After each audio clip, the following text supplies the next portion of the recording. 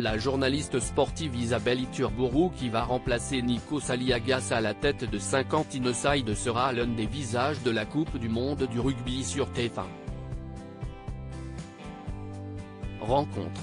Transfuge de Canal+, Isabelle Iturburu a été recrutée par TF1 en mai dernier pour prendre à la rentrée les commandes de 50 Inside en remplacement de Nico Saliagas. L'ex-présentatrice du Canal Rugby Club de la chaîne cryptée aura également un rôle central dans le dispositif de TF1 lors du Mondial 2023 de rugby, qui se tiendra en France du 8 septembre au 28 octobre prochain. En guise de baptême du feu, la journaliste de 40 ans, originaire de Pau, prend cet été ses marques à la tête du MAG lors des matchs de préparation du 15 de France. Rencontre. Isabelle Iturburu, j'ai de très belles choses à vivre sur TF1 Télé Loisirs. Pour votre arrivée sur TF1, on vous retrouve tout l'été lors de 3 des 4 test matchs de l'équipe de France de rugby.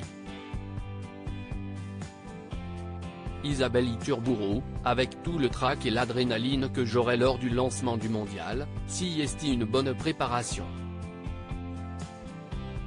Et puis, si est une bonne manière pour les téléspectateurs de TF1 de me découvrir dans mon élément.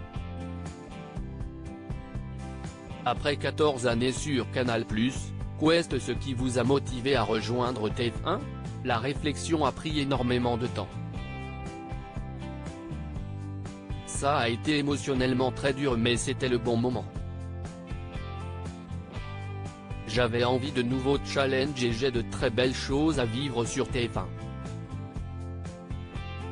Camille Combal a été le premier à m'envoyer un message et à me dire qu'il allait me garder des friands à la cantine. Elle rit, jusque-là vous étiez habitué aux émissions du week-end, votre rythme de vie va changer. En effet et ça a aussi un peu fait partie des critères. Le rugby si est génial, mais ça se joue tout le temps. J'ai une petite fille de 5 ans, Mia, note de la rédaction, avec qui je n'aille pas passer beaucoup de temps durant les week-ends ou les vacances scolaires. Donc je vois l'avenir avec le sourire. Isabelle Iturburu, l'équipe de France peut aller chercher le titre mondial durant le mondial, vous animerez le MAG après chaque rencontre. Quelle sera votre patte ? On va être dans l'humeur et la convivialité. Si est la chose la plus importante pour moi.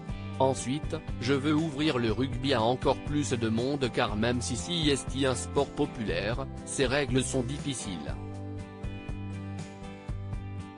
On va donc vulgariser pour l'expliquer de manière très simple. Quel regard portez-vous sur le 15 de France de Fabien Galtier ? Ce que j'aime avec cette équipe, si est car au-delà du talent, il y a du mental et de la cohésion. Antoine Dupont est au-dessus mais honnêtement, à tous les postes, on a les meilleurs joueurs du monde.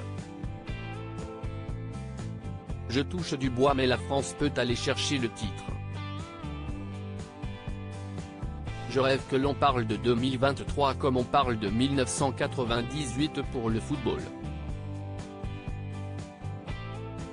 Qui pourrait faire de l'ombre à l'équipe de France ? L'Irlande. Avec la France, ce sont les deux meilleures équipes depuis 2-3 ans. Il y a aussi l'Australie. Et n'oublions jamais la Nouvelle-Zélande contre qui l'on joue en match d'ouverture. Mais attention, dans une Coupe du Monde, il faut se méfier de tout le monde. Isabelle Iturburu, je ressens du stress et de l'excitation à l'idée de reprendre 50 Inside. D'où vous vient cet amour pour le rugby ? Si est venu petit à petit.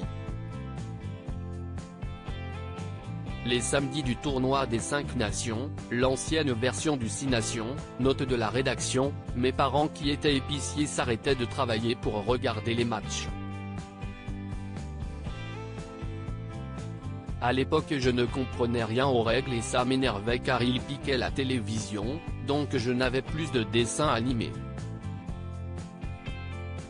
Enfant, je n'avais pas prévu de parler de rugby à la télé, elle rit. Ce sont vraiment les images de la victoire de la France face à la Nouvelle-Zélande lors du mondial 1999 qui, à 16 ans, m'ont transcendé et je me suis passionné pour ce sport. À côté du rugby, on vous retrouvera dès le samedi 2 septembre aux commandes de 50 Inside. Dans quel état d'esprit êtes-vous? Je ressens du stress et de l'excitation, mais si est-il la raison de ma venue sur TF1, je voulais me mettre en danger et rencontrer des gens venus d'un autre univers. On commence aussi à discuter de l'avenir pour trouver d'autres choses qui me correspondent.